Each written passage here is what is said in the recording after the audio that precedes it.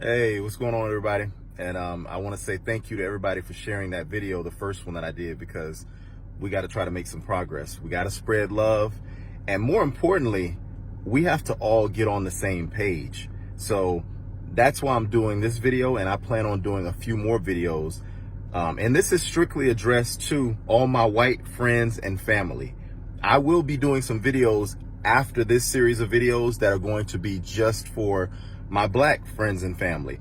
But right now I'm speaking to my white friends and family. Now, I was thinking to myself, why is it that we're still not on the same page? And it hit me. I know why. It's like we can't see what it's like to be one another. So as a black man here in America, there is no way for you as a white person to know what it's like to be black in America. It's impossible for you to know because you can't see through my lenses. Just as a black person, I can't see through your lens to see what you see and what your life experience was like.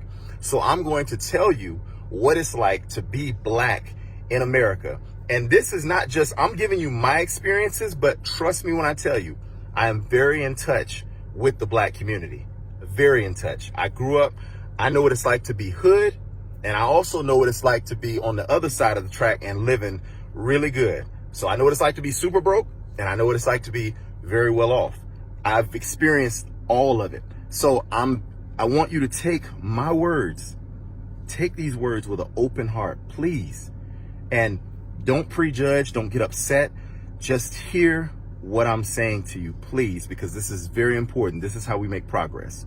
So when I was in elementary school, I was in 4th or 5th grade, I experienced a situation that was troublesome. And then in 6th grade, I experienced that same exact thing with the same exact song in 6th grade. So I'm standing in a lunchroom at Largo Middle School, and it was this kid who was a friend of mine. We used to hang out all the time, never had any issues. One day we're in the lunch line, and out of nowhere, he just starts pointing his fingers at me and singing this song. He's like, in 1954, my father was in the war. He pulled the trigger and shot a nigger in 1954. And he did that like 3 times. Okay, he just kept singing it. Now, again, I had heard it before, but I guess as you get a little bit older, it affects you a little bit more and differently. So that was one situation. And then I remember on my street, growing up, again, around that same time frame, I'm around in 5th, 6th grade. I was outside playing up and down the street with this kid named Chris, and he had 3 sisters.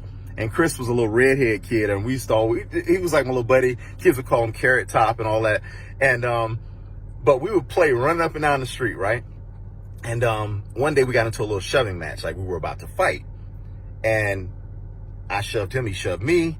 His sisters get in a circle around us. Like they're like going around in a circle, and in unison, they scream out, "Ooh, a fight, a nigger and a white. If the white don't win, we all jump in."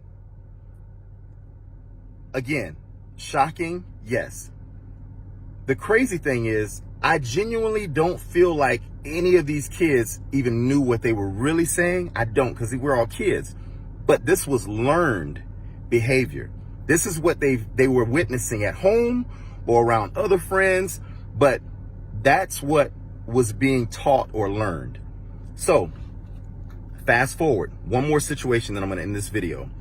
Me and my father, we were going to pick up some food from a restaurant in Clearwater called A&A, right? So we're in North Greenwood. My father pulls up on the side of the road. He hits his hazard lights and he says, "Son, I'm going to run in here real quick. I'm going to see if our food is ready. And if it's ready, we're heading home." I'm like, "Okay, Dad." And he's like, "And if somebody comes up and, you need to move the car, just move it to a parking spot or whatever. Just find a space." I'm like, "Okay." He runs inside. I'm sitting there, and mind you, I'm around I was around 16 or 17. I'm sitting there, and my dad comes back out of the restaurant. And as he comes to the car, he's only in the restaurant for maybe a minute and 30 seconds. When he comes to the car, he gets in, and as he gets in, he puts the car in drive. And as he's about to pull off, he hears someone say, "Hey, hey, hey." So we turn and look to the left of him. He rolls the window down, because back then, you didn't have the automatic. It was rolling, boys. So he rolls it down. And as he's about to pull off, he literally put the car in drive. So he's like slowly turning. He's telling the officers, the police officer, he said, oh, sir, I'm moving right now. And as he's slightly moving, two other officers jumped in front of the car. And literally, I mean, this shit scared the shit out of me. Guns drawn. They were like, put your fucking car, stop the fucking car right now, fucking car. With their guns drawn on us. We did nothing to deserve that. Nothing. Why would guns be drawn? I mean, maybe they thought we robbed a bank, right? That's what you'd have to assume. Or maybe did we just kill someone? Did we just commit some heinous crime? Like, it had to be horrible, right? So my dad immediately is like, oh my God. He's like, okay. So he turns the car off. He gets out. He calms himself. And he says, gentlemen, I work with the chief of police, Chief Klein. I'm working in the community to have these young men and women to have good relations with the police.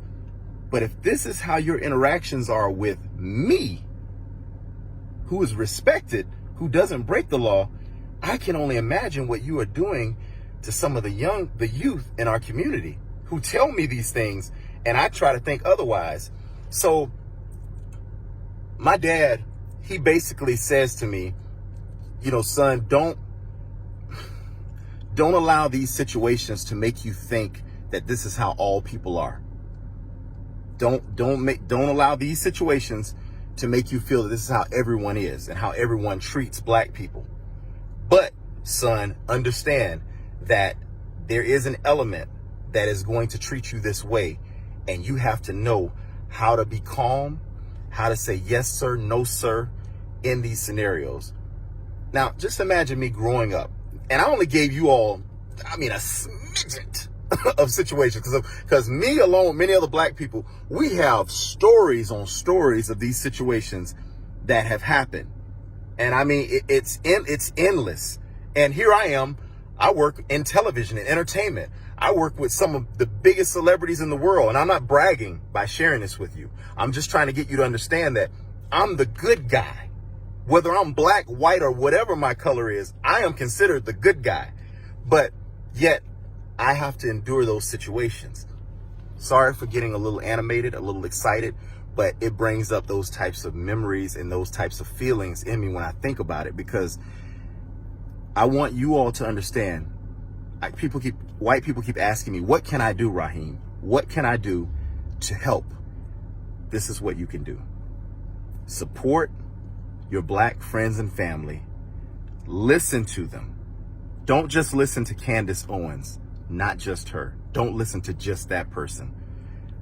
The whole black community. Listen to the majority, because the majority of us have experienced things that you wouldn't believe, and a lot of that plays a psychological effect on us. That's why a lot of times, and I'm throwing this in there, when you get black people who immediately say, oh, that person's a racist, or they don't like me, they discriminate against me, they're being racist against me.